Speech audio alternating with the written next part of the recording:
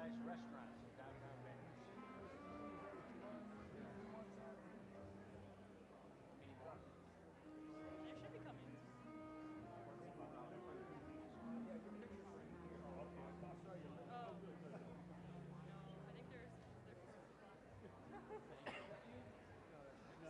Oh, wait, I see you. I see you. I see you. Hey, what's going on? I just see you everywhere now.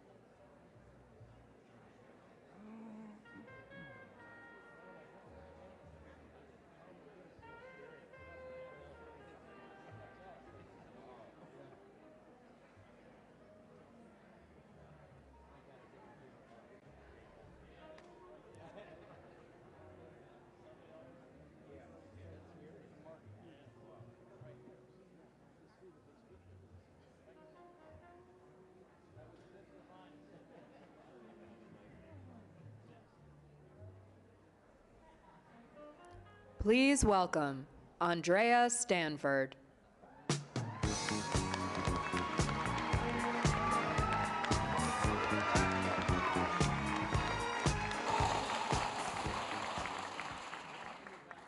Good afternoon. This is Pittsburgh. Good afternoon. All right. And thank you all for being here today. My name is Andrea Stanford, and I am proud to be here as a woman business leader in the great city of Pittsburgh.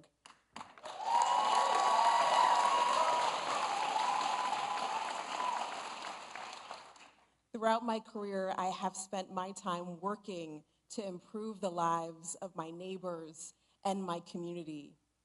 And over the years, especially as a young person getting started, it's not always clear where we'll end up. However, nothing would be possible without getting that first opportunity. That's why I'm grateful that I get to stand here today to introduce a leader who understands the value of that first opportunity. You see, the Vice President is here in Pittsburgh today to lay out her vision for the future of our economy. One where the middle class grows, where capitalism thrives, and where bad actors who try to screw over the little guys are held to account.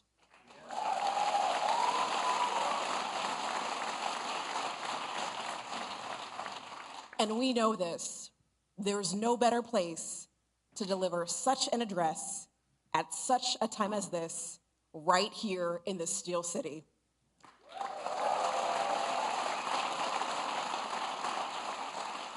You see, if there's one thing that I've learned from living in Pittsburgh over the years, is that when given the opportunity to succeed, Pittsburghers, or Yinzers as we lovingly call ourselves, we put in the work to pursue our dreams and make them a reality.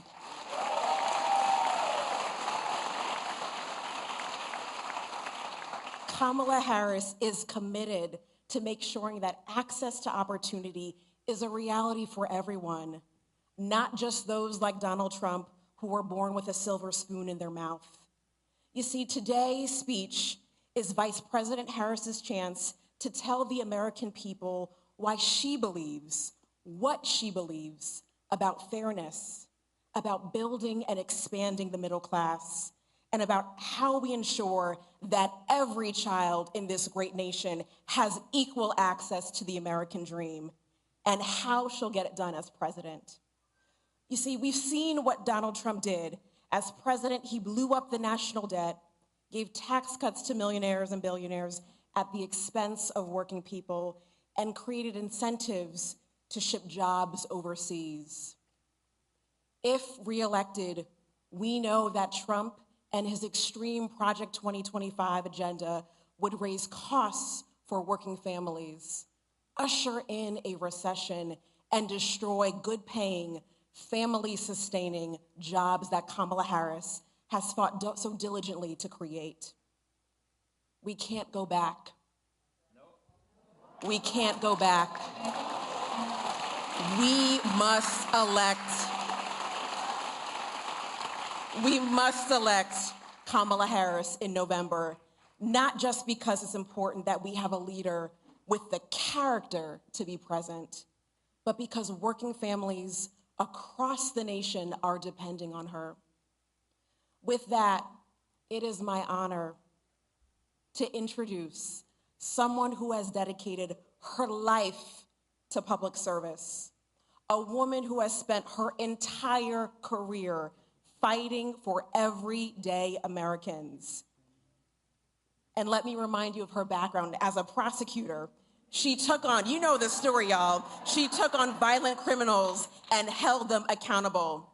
As Attorney General, she fought for hundreds of thousands of homeowners after they were defrauded by the big banks. And as United States Senator and our Vice President, she has continued to fight to lower costs for working families while growing our economy and working to make it more fair. Without further ado, I am overjoyed to welcome the next President of the United States, Kamala Harris.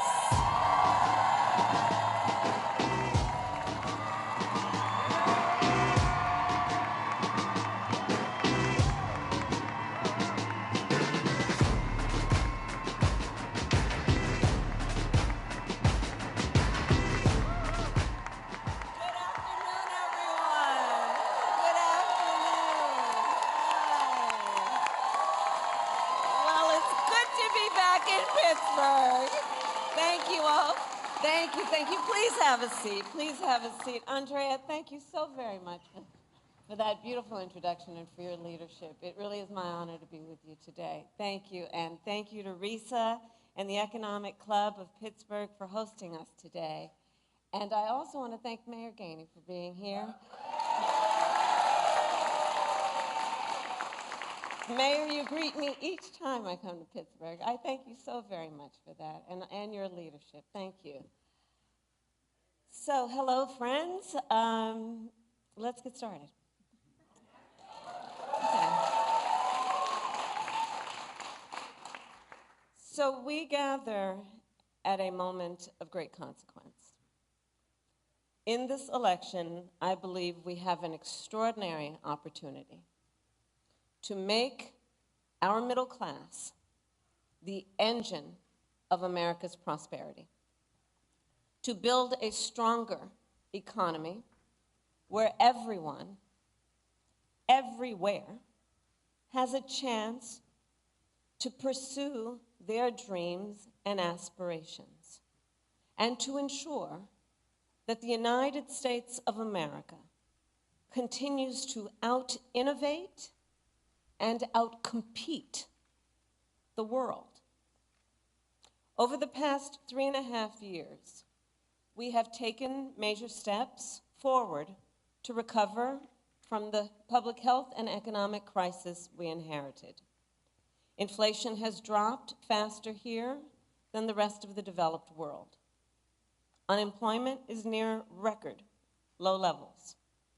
We have created almost 740,000 manufacturing jobs, including 650 at the battery manufacturing plant over in Turtle Creek.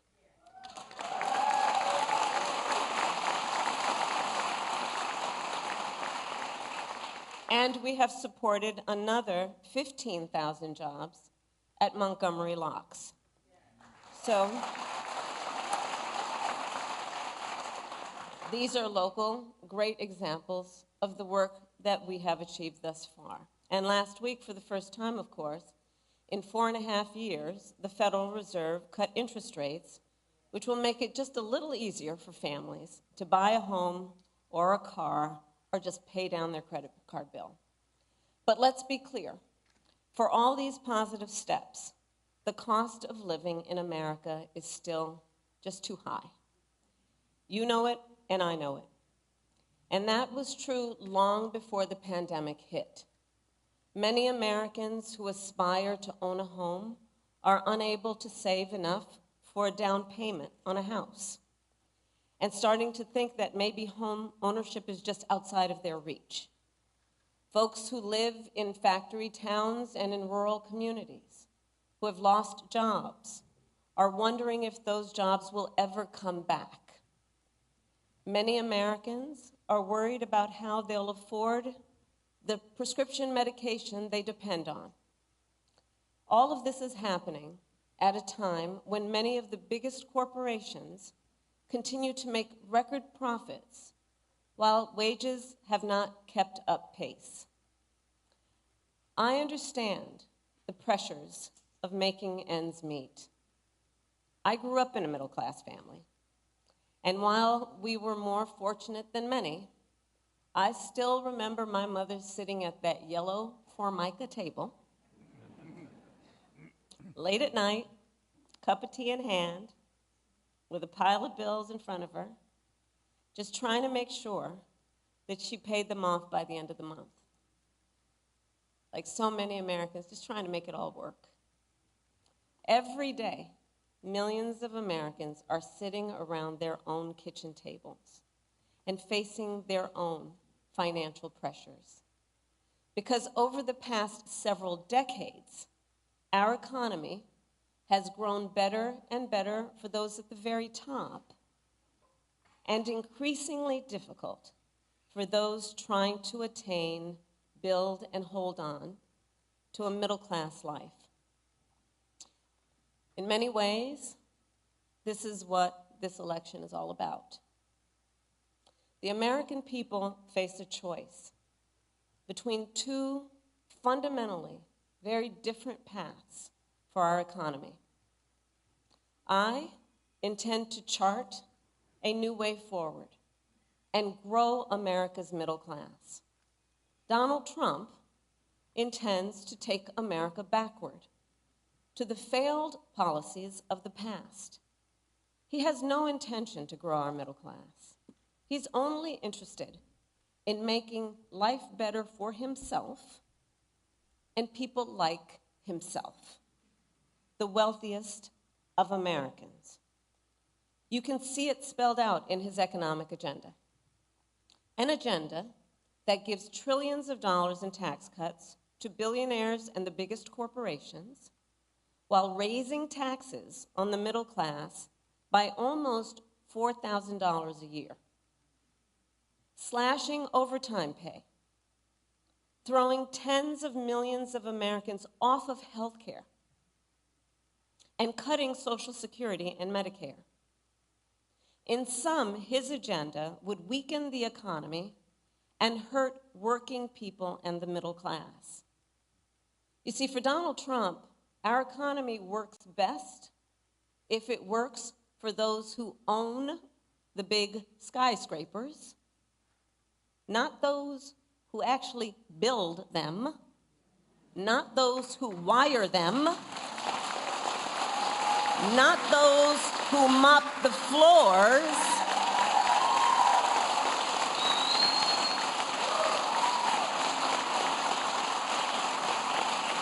well, I have a very different vision.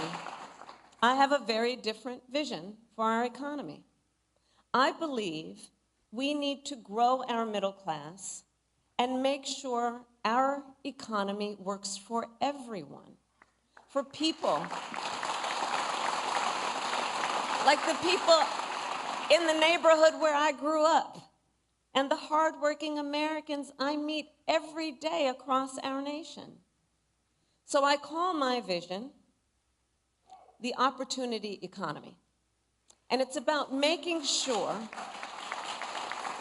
everyone can find a job and more, and more. Because frankly, having a job, I believe, in our ambition and aspiration should be baseline. And we should aspire and have the ambition and plan to do more. I want Americans and families to be able to not just get by, but be able to get ahead.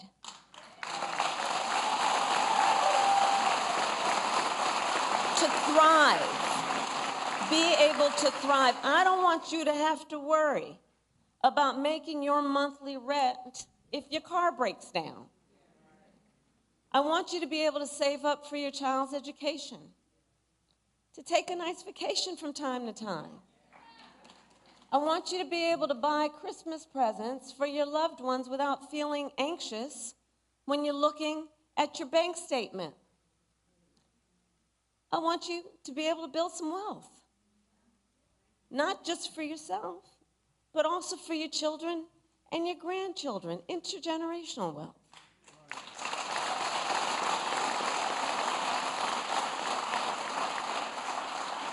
And here's the beauty of it all. We know how to build an economy like that. We do know how to unlock strong, shared economic growth for the American people. History has shown it, time and again. When we invest in those things that strengthen the middle class, manufacturing, housing, healthcare, education, small businesses, and our communities, we grow our economy and catalyze the entire country to succeed. I have pledged that building a strong middle class will be a defining goal of my presidency. And the reason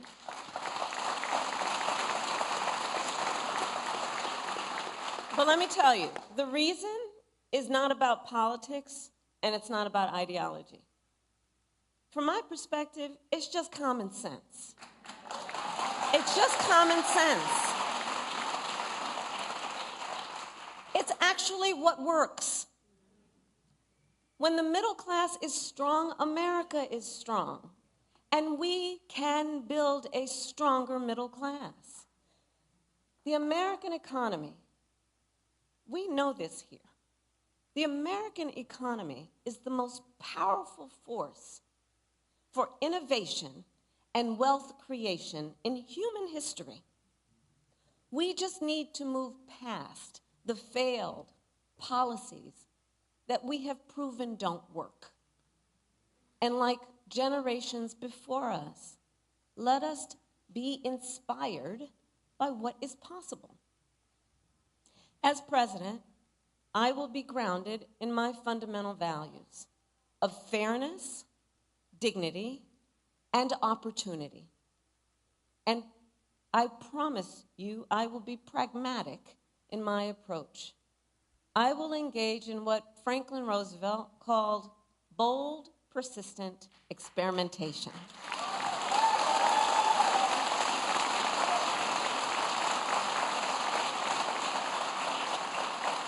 Because I believe we shouldn't be constrained by ideology and instead should seek practical solutions to problems, realistic assessments of what is working and what is not, applying metrics to our analysis, applying facts to our analysis, and stay focused then not only on the crises at hand, but on our big goals, on what's best for America over the long term. And part of being pragmatic means taking good ideas from wherever they come. Listen, you all know my career. Andrea shared it with you. I am a devout public servant. I also know the limitations of government. I've always been and will always be, and be clear about this, I've always been and will always be a strong supporter of workers and unions. And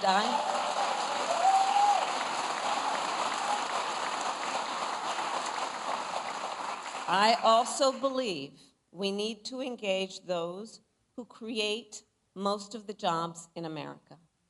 Look, I'm a capitalist. I believe in free and fair markets. I believe in consistent and transparent rules of the road to create a stable business environment. And I know the power of American innovation. I've been working with entrepreneurs and business owners my whole career. And I believe companies need to play by the rules. Respect the rights of workers and unions, and abide by fair competition. And if they don't, I will hold them accountable. And if anyone has a question about that, just look at my record as Attorney General.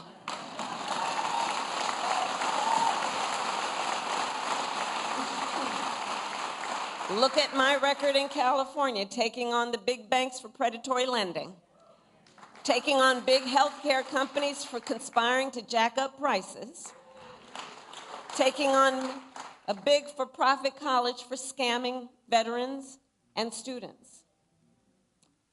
At the same time, I believe that most companies are working hard to do the right thing by their customers and the employees who depend on them. And we must work with them to grow our economy. I believe an active partnership between government and the private sector is one of the most effective ways to fully unlock economic opportunity. And that is what I will do when I am president. I will target the major barriers to opportunity and remove them. We will identify common sense solutions to help Americans buy a home, start a business, and build wealth. And we will adopt them. So let's start then with the first pillar of an opportunity economy, which is lowering costs. So I made that our top priority for obvious reasons, because if we want the middle class to be the growth engine of our economy, we need to restore basic economic security for middle-class families. To that end, the most practical thing we can do right now is to cut taxes for middle-class families and individuals. And that's what we will do. Under my plan, more than 100 million Americans will get a middle-class tax break. That includes $6,000 for new parents during the first year of their child's life. To help families cover everything from car seats to cribs. We'll also cut the cost of child care and elder care. And finally, give all working people access to paid leave, which will help everyone caring for children, caring for aging parents, and that sandwich generation, which is caring for both.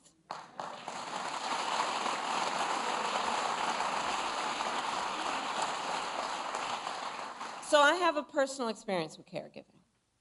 I remember being there for my mother when she was diagnosed with cancer, cooking meals for her, taking her to her appointments, just trying to make her comfortable, figuring out which clothes were soft enough that they wouldn't irritate her, and telling her stories to try and make her laugh.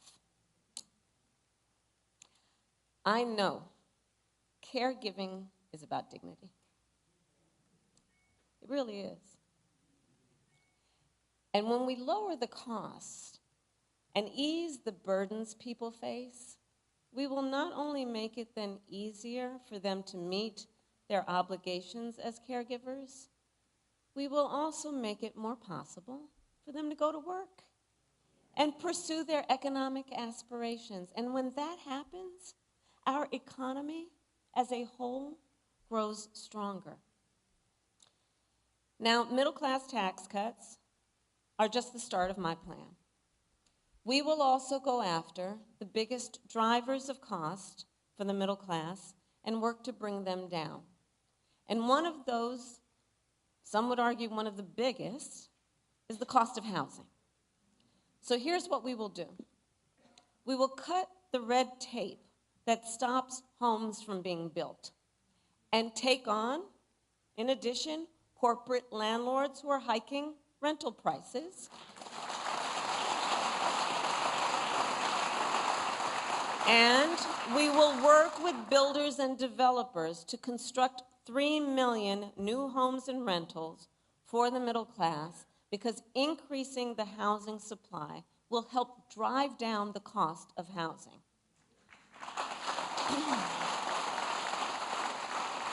We will also help first-time home buyers just get their foot in the door with the $25,000 down payment assistance.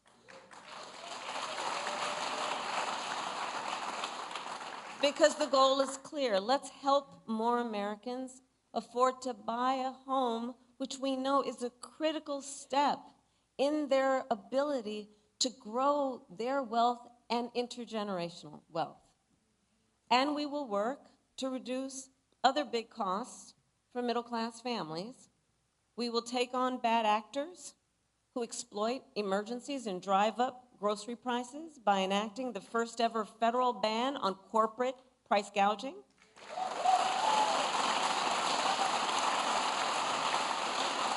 I had the experience of dealing with that when I was Attorney General. We will take on Big Pharma and cap the cost of prescription drugs for all Americans, just like we did for our seniors. Now, by contrast, Donald Trump has no intention of lowering costs for the middle class. In fact, his economic agenda would actually raise prices. And listen, that's not just my opinion.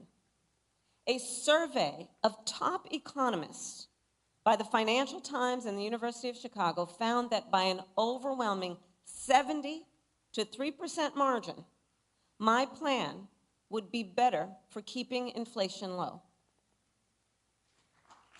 Objective economists have been very clear.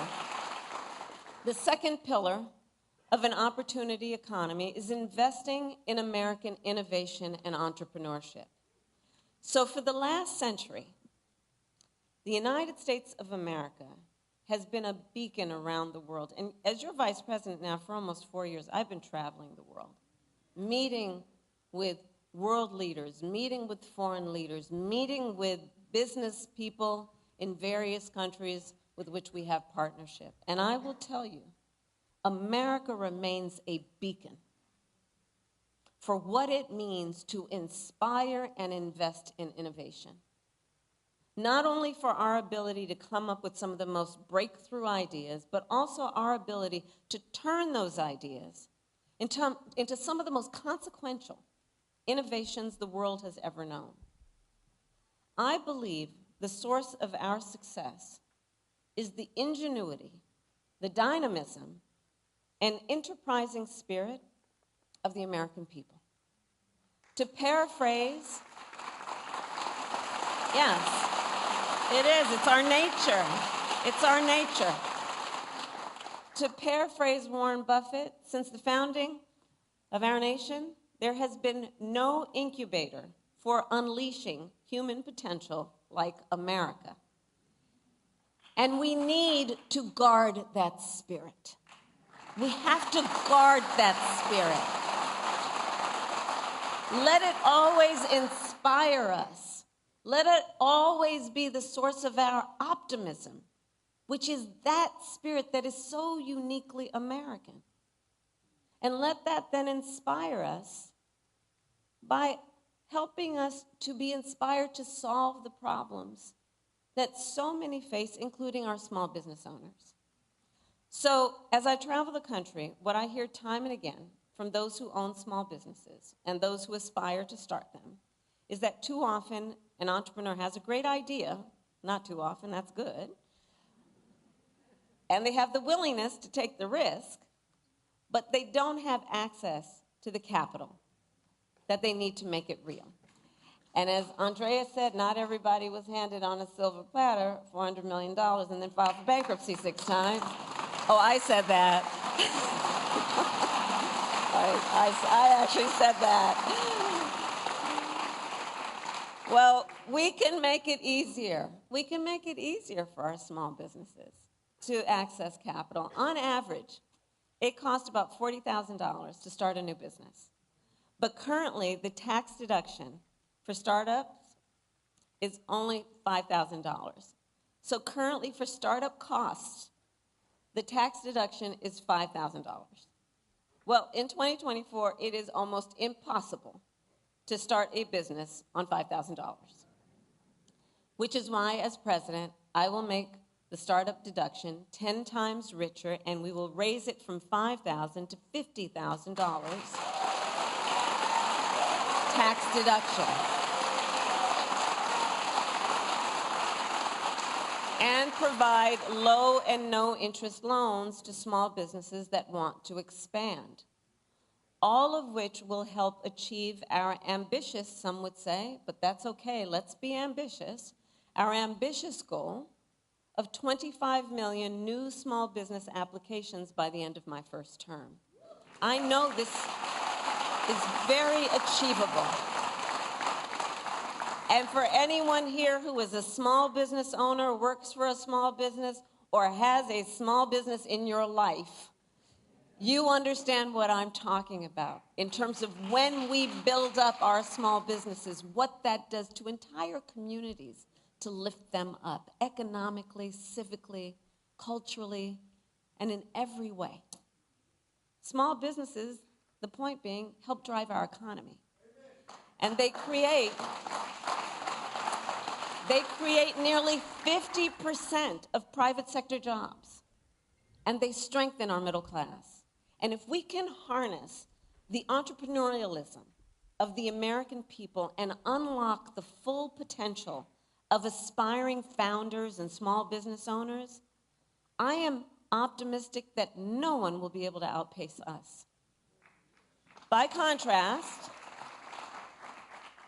Donald Trump, when he was president, has been described by one of the nation's leading experts on small businesses in a piece he published in a major paper as not being good for small businesses. In fact, the title, wait, because I'm bearing the lead right now. One of the leading experts on small businesses published a piece in one of the major newspapers, and the title, I'm going to quote, "Does Donald Trump hate small businesses?" And their answer was yes. Their answer was yes. Because at the same time that Donald Trump was giving a tax cut to big corporations and billionaires, he tried to slash programs for small businesses and raise borrowing costs for them. Instead of making it easier, he actually made it more difficult for them to access capital.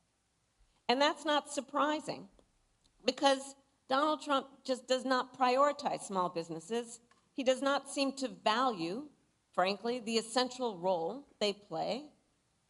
But look, when I look at small business owners, I see some of the heroes of our economy. Not only entrepreneurs, but as I said, civic leaders, community leaders, part of the glue that holds communities together. The third pillar of our opportunity economy is leading the world in the industries of the future and making sure America, not China, wins the competition for the 21st century.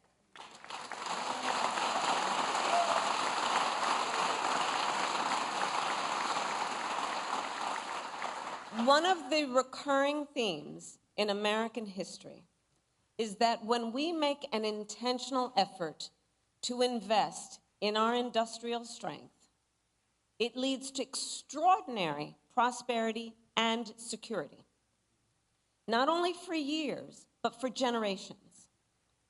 Think of Alexander Hamilton having the foresight to build the manufacturing capabilities of our new nation. Think of Lincoln and the Transcontinental Railroad. Think of Eisenhower and the interstate highway system. Kennedy committing America to win the space race and spurring innovation across our society. From our earliest days, America's economic strength has been tied to our industrial strength. And the same is true today. So I will recommit the nation to global leadership in the sectors that will define the next century. We will invest in biomanufacturing and aerospace, remain dominant in AI and quantum computing, blockchain and other emerging technologies, expand our lead in clean energy innovation and manufacturing,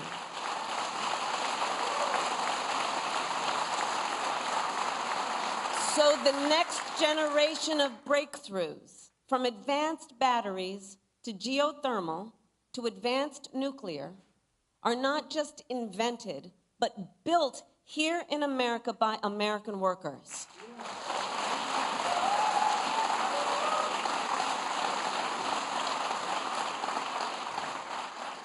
And we will invest in the industries that, for example, made Pittsburgh the Steel City by offering tax credits for expanding good union jobs in steel and iron and manufacturing communities like here in Mon Valley. And across all these industries of the future, we will prioritize investments for strengthening factory towns. This is so important. For strengthening factory towns, retooling existing factories, hiring locally, and working with unions, because no one who grows up in America's greatest industrial or agricultural centers should be abandoned. And understand what that means for real people, people we know, people we care about. We don't have to abandon a strength we've known to achieve a strength that we plan.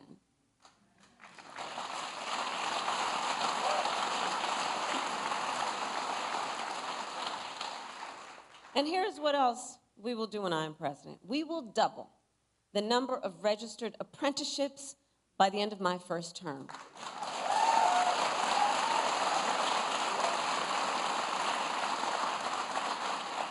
Because I almost made it a goal of mine. I think I am going to fall short, but trying to visit every IBEW local in America, because I'm going to tell you, those apprenticeship programs, those are tough duty, man. And women and everyone. They're tough duty. I mean, talk about the skills that are about engineering and science and math and just the most highly skilled folks who are in those apprenticeships and teaching there. And so one of the things we must do, understanding that and understanding the nature of that part of our educational system, is let's eliminate degree requirements while increasing skills development. And let's start with something I can do as president, was ensure that we do that for the 500,000 of federal jobs that are within our ability to make it so. Showing what is possible and then challenging the private sector to make a similar commitment to emphasizing skills and not just degrees.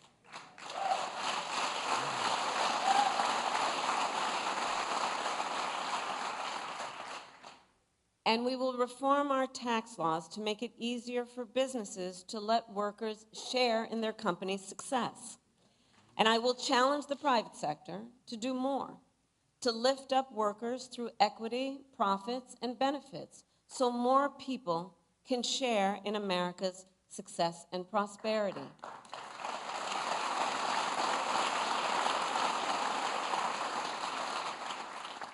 And not only must we build the industries of the future in America, we must also build them faster. You know, there's a time for patience, and there's a time for impatience. That's not in Ecclesiastics, but just went off script for a minute, Mayor. But the simple truth is, in America, it takes too long and it costs too much to build. Whether it's a new housing development, a new factory, or a new bridge, projects take too long to go from concept to reality. It happens in blue states, it happens in red states, and it's a national problem. And I will tell you this, China is not moving slowly. They're not. And we can't afford to either. If we are to compete, we can't afford to either. As president, if things are not moving quickly, I will demand to know why, and I will act. I will work with Congress, workers and businesses, cities and states, community groups and local leaders to reform permitting, to cut red tape, and get things moving faster. Because, look, as I said, patience may be a virtue, but not when it comes to job creation or America's competitiveness. Many of you know, the Empire State Building, you know how long it took to build that? 1 year. The Pentagon, you know how long that took? 16 months. No one can tell me we can't build quickly in our country.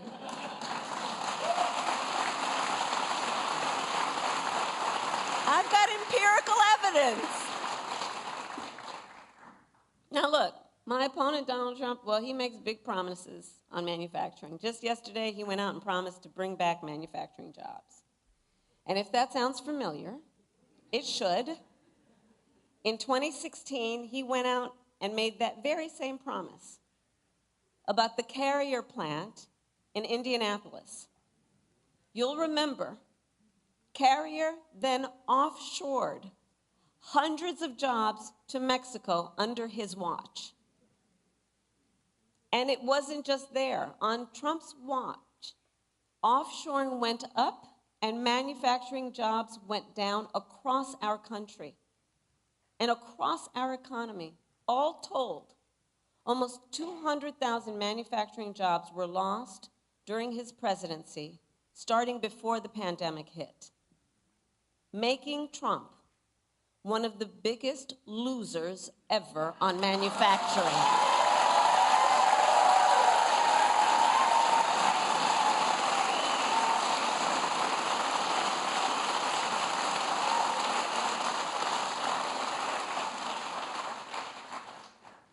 Donald Trump also talked a big game on our trade deficit with China.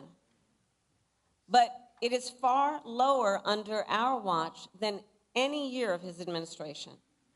While he constantly got played by China, I will never hesitate to take swift and strong measures when China undermines the rules of the road at the expense of our workers, our communities, and our companies, whether it's flooding the market with steel, inferior, or at all, unfairly subsidizing shipbuilding, or hurting our small businesses with counterfeits. Recall, Donald Trump actually shipped advanced semiconductor chips to China, which helps them upgrade their military. Understand the impact of these so-called policies that really are not about a plan for strengthening our prosperity or our security. I will never sell out America to our competitors or adversaries. Never. Never. And I will always make sure we have the strongest economy and the most lethal fighting force anywhere in the world.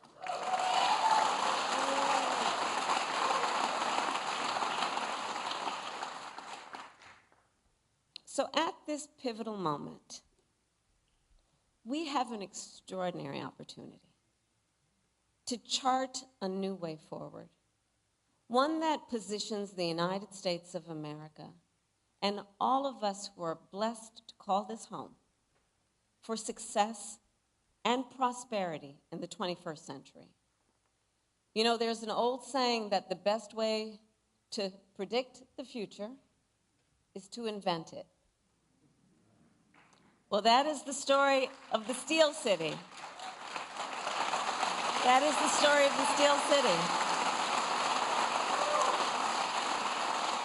The city that helped build the middle class, birth America's labor movement, empower the rise of American manufacturing, and the city where Alan Newell and Herbert Simon launched the first AI research hub at Carnegie Mellon.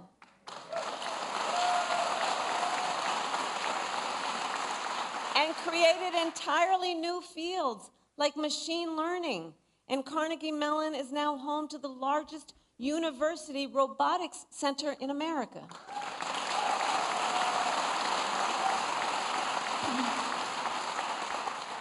So the proud heritage of Pittsburgh, I so strongly believe, reveals the character of our nation.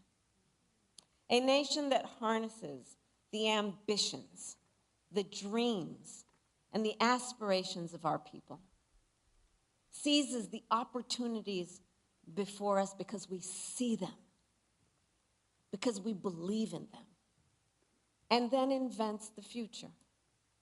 That is what we have always done. And that is what we must now do. And I know we will. I thank you all for inviting me. May God bless you. And may God bless the United States of America.